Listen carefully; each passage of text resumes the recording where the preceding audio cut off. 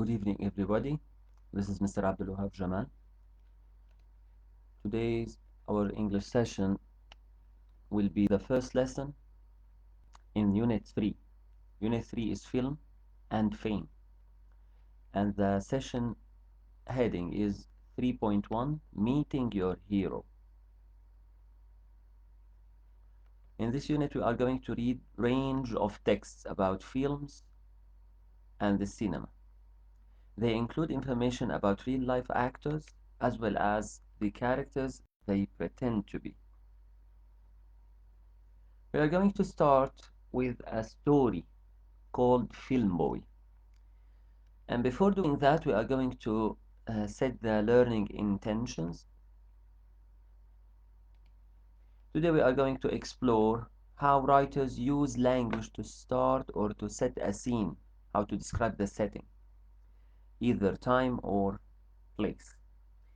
And we are going to know how writer shapes our opinion of a character. And then, what are the differences between spoken English language and written English language? And to start with, I need to know what's the meaning of setting.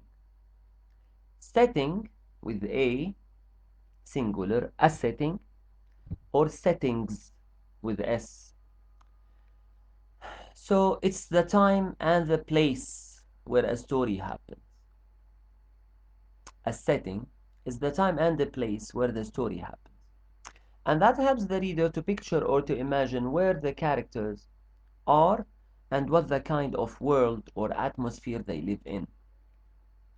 How does the writer show the setting? Usually writers use specific words and details to help you to imagine the world they are describing.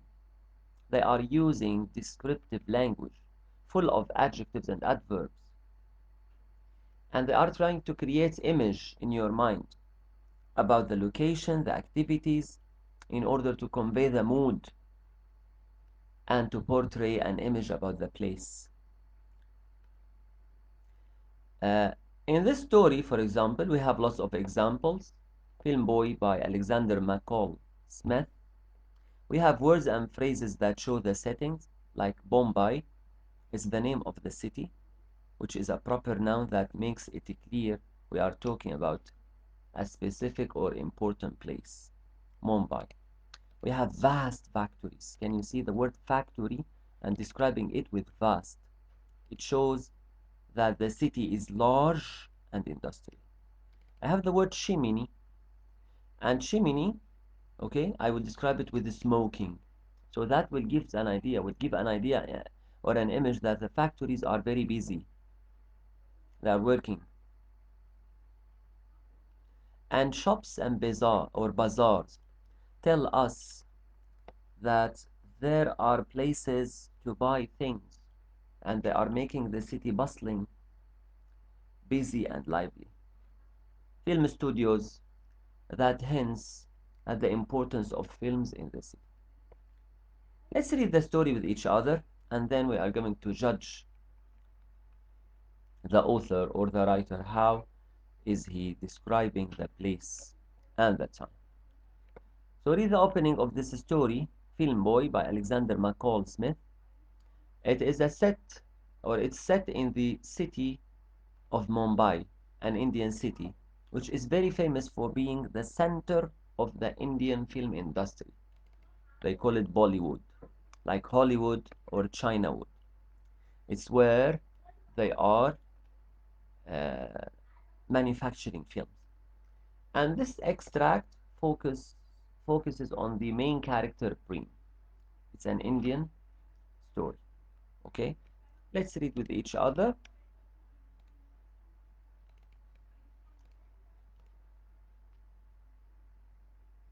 Extract 1. Prem lived in Bombay. He had always lived there, and he knew that Bombay was the most important city in all India. There was always so much going on. There were vast factories with smoking chimneys, shops and bazaars that seemed to go on and on forever.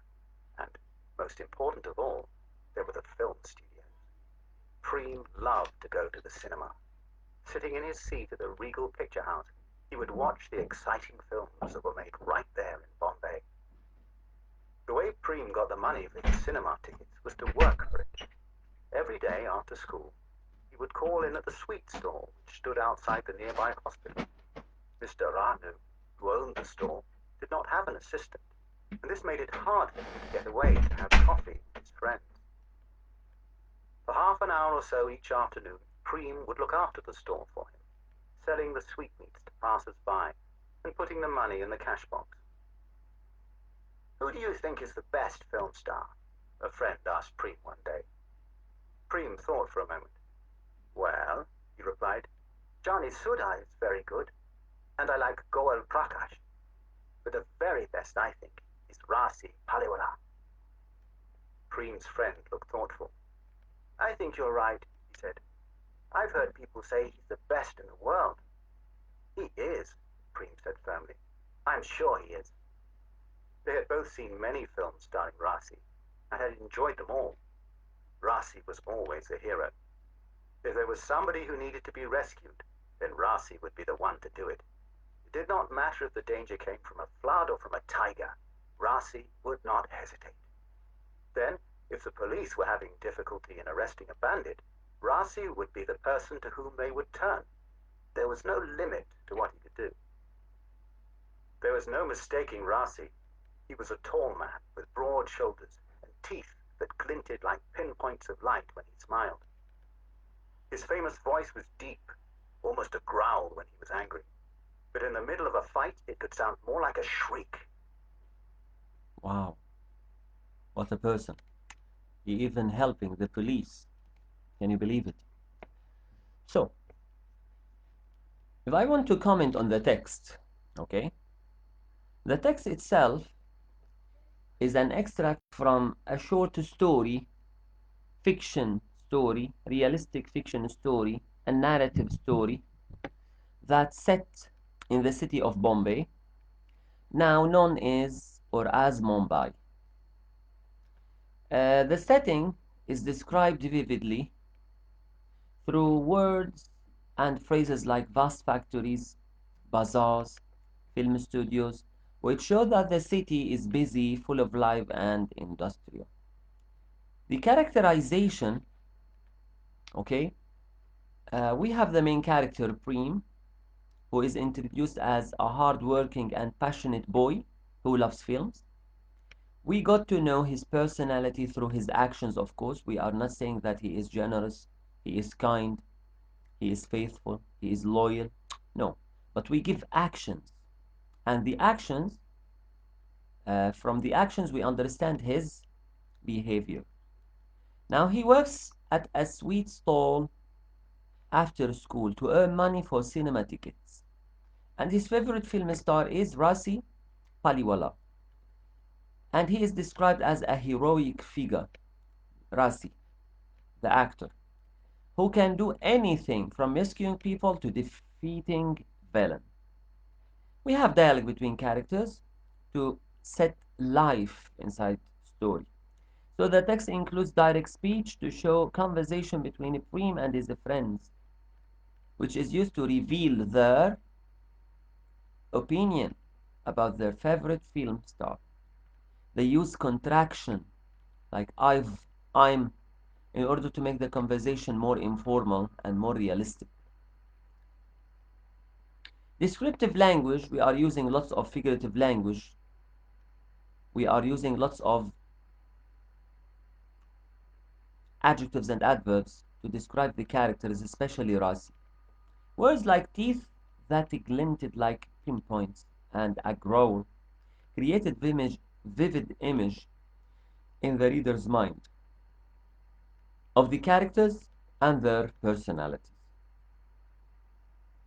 I have lots of powerful words and phrases like Bombay, which is Mumbai, the setting of the story, which is a vibrant city, vast factories, huge and extensive industrial buildings, enormous buildings, huge and immense buildings, and the antonym is small and tiny. Bazaar, it's market, but it is a busy market, and usually it is that local market, often outdoors, markets or stalls or shops. Sweetmeats, sweetmeats, sweets often sold at market or stalls, like candies, desserts. Bandit or a criminal or robber, a thief, an outlaw, criminal, bandit. Pinpoints, teeny sharp points of light. Usually they are bright, like dots, specks, points. Growl, low, angry sound, like an animal, or an animal growling, usually tigers or uh, lions. Rumble, grunt, roar are synonyms. Antonyms, of course, you are very quiet, like whispering and silence. Glinted, shine, sparkle, bright, gleamed, shimmered, all of these have the same meaning. While the antonym is faded, dulled, going away. Hesitate, it is when you are not sure, you are pausing before taking an action. You are delaying, you are wavering, you are faltering. And the antonym is to act or to decide, to move forward. Again, analyzing the text, the extract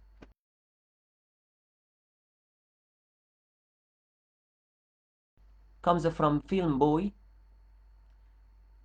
We meet Preem, a young boy who lives in the bustling city of Bombay. The writer used vivid descriptions of the city to make us feeling energetic. Words like vast factories, bazaars tell us that the city is busy, as we said before. We have lots of work going on.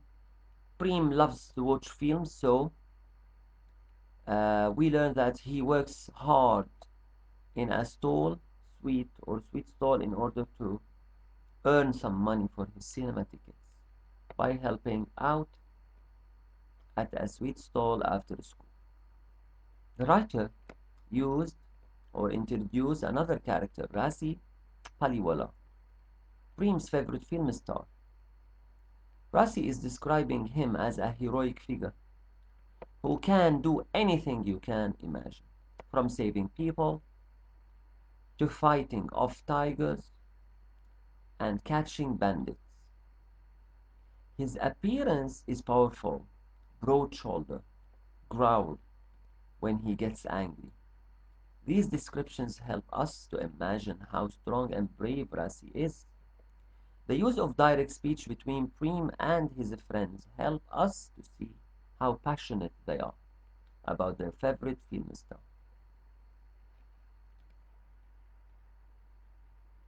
I want to understand the character through actions. Can you give me some actions the characters are doing in order to reflect these actions into a description? So instead of saying he is kind, I would say he deals good or he deals well with people. Instead of saying he is sad, I would say, for example, he is crying a river. Do you understand what I'm saying? So that's something related to actions. So what makes a character interesting? Characters are shown through what they do rather than what they say, and how they react to different situations to reflect on their personalities. The actions of a character can tell us a lot about their personality. Reem's character, for example, I can describe him as hard-working boy. He loves the cinema. He works every day after school at a sweet stall in order to earn money for this or his cinema tickets. What does this tell us? Preem, hardworking because he doesn't just get money, he works for money. He is reliable because Miss Rana or Miss Rahana can trust him and go with his friends. He leaves him to look after the stall.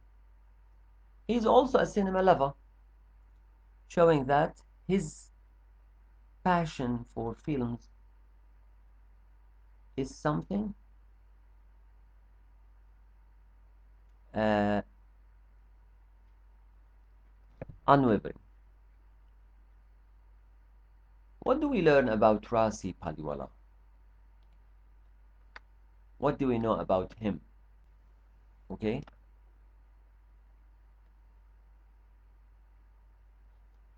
when we read something about Rasi, we understood that Rasi is brave. Rasi is a film star. Rasi is a hero in the stories of Dream. But does that reflect on his real life? We know that he is strong. We know that he is brave. We know that he always helps people in trouble. But all of that is where? In the movie, in the film. We don't know anything about him in real life. We cannot judge what Rasi is based on that only. It is difficult to know what Rasi is like in real life because Rasi plays different roles in films. He's an actor. He might be the hero, yes, but that's just in movies, in films, because he is a character, not a real person. We can only guess what's his really like based on the movies or the films. In the films, he does amazing things like saving people from floods, like tigers, for example. But again, these actions are only part of the script, not real life. So till now, we don't know anything about Rasi's real life. We know something about Reem real life. Okay? And if you noticed, we have lots of dialogue. We have lots of dialogue. And in this dialogue, we are delivering some ideas to discuss. Okay? And we have something called contraction or contrasting between the uh, spoken language and the written language. The written language is that language, the narrative, which is the writer is using. While the spoken is this, the direct speech, what's inside the quotation, what the character said. Okay? So I need to know what is the difference or what are differences between what's inside the inverted commas and what outside. So what's the difference between spoken and written? In stories, spoken English, usually what characters say, the dialogue, can sound more relaxed and informal because it is it is us. There are characters who are talking. While written English can be a little bit difficult, formal and structured. In the dialogue between Ibrahim and his friend, they use contraction like I've instead of I have, and that's true. That's normal. To sound more natural, I also have to say that direct speech is when we write the exact words someone said. That's why we put inverted commas because we are quoting, we are copy pasting, we are reporting what they exactly said. Now, if you will look at the direct speech, this sentence, for example, how can you punctuate a dialogue or how can we write or use the direct speech? Look at the inverted commas. Can you see the inverted commas? Look at the capital letter. Look at the beginning from at the beginning of a new line.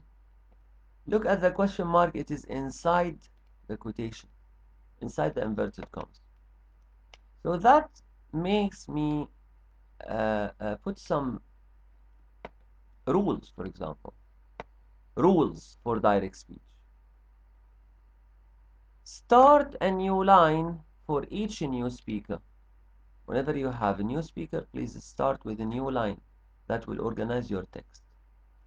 So he said in a new line, she said in a new line, Rasi talked in a new line, Preem replied in a new line. All of these are direct speech and we have to put them in new line for every new speaker. Number two, use the speech marks, the quotation commas, in order to what? The inverted commas around the words spoken to show that this is a quotation. It is not me, not the author, not the narrator. It is the main character, the speaker. Use capitalization whenever you have proper noun or new word in a dialogue. And punctuation like commas, full stops, question marks, which are the end marks, they all the time go inside the speech. Inside, not outside. So the quotation mark will hug everything. Some words or key terms or vocabulary I need you to understand because you are going to use them in this session and on. So keywords like a proper noun,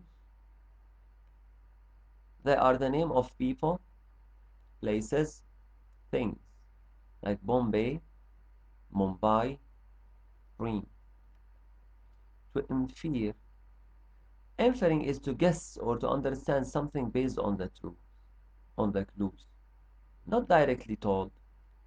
So, guessing the character feelings from this action, not from stating directly what is he doing. To infer, to interpret, to translate, to understand something about the character trait without revealing the actions. Direct speech. Direct speech it is the exact words someone said, marked usually with a speech mark, like I'm going to the cinema, he said. Okay, that's the direct speech. Contraction, it is when you use the short form of words. So instead of saying do not, it's don't. Instead of saying I have, it's I've. Instead of saying they are, they're. Okay.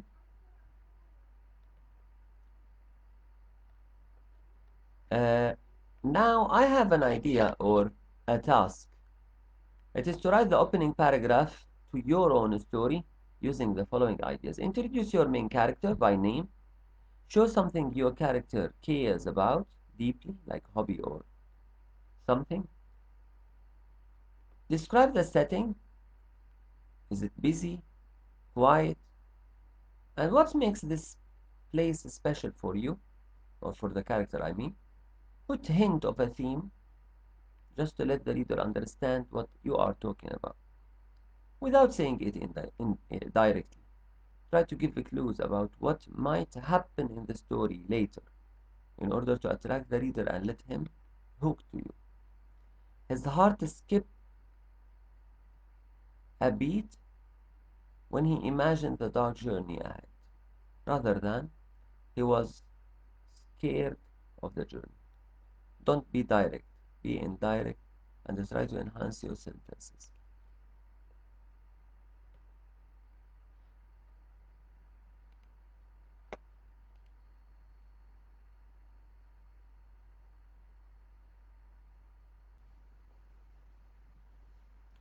I have a sample answer. What do you think the best superhero, or is the best superhero, my friend asked? Well, I replied, I think Iron Man is the best. He is really brave and smart. He's always saving people, no matter what the danger. He is awesome, my friend said. I've seen all of his films, and he is so amazing. So our old friend said, I know, right? I said and smiled. He can fly, and his suit is unstoppable. There's nothing to do about it, and there's no challenge that he can't face.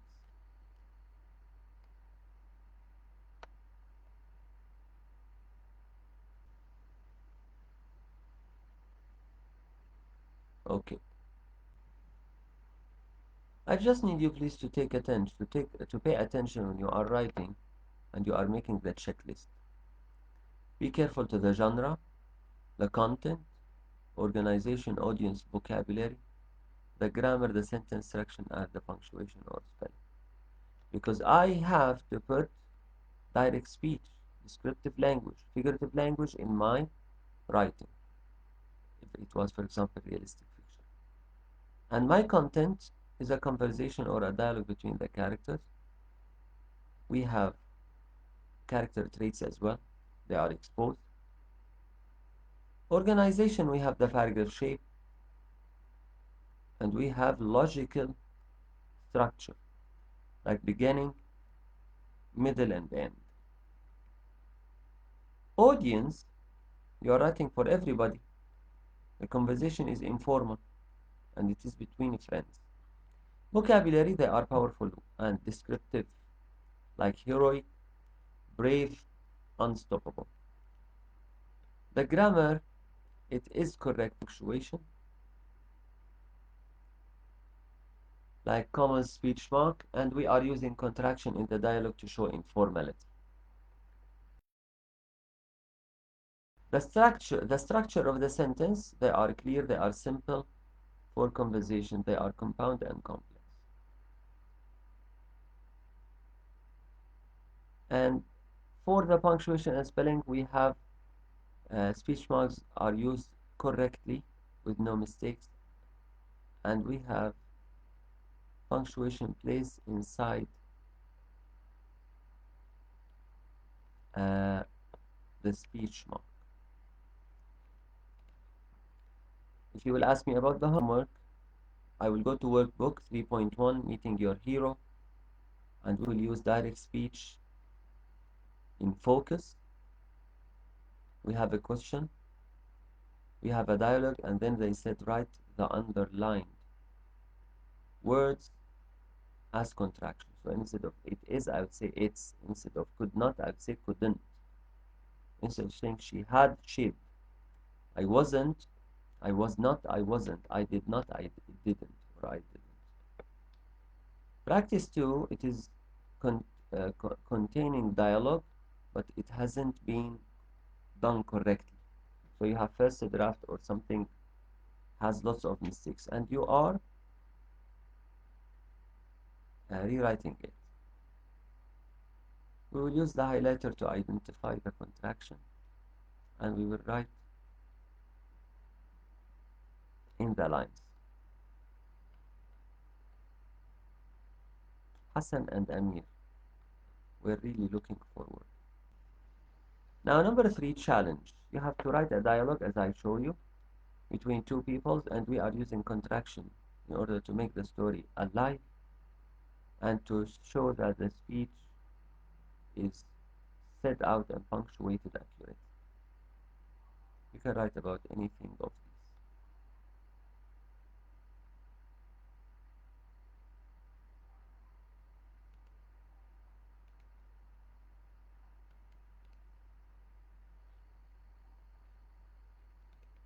Okay?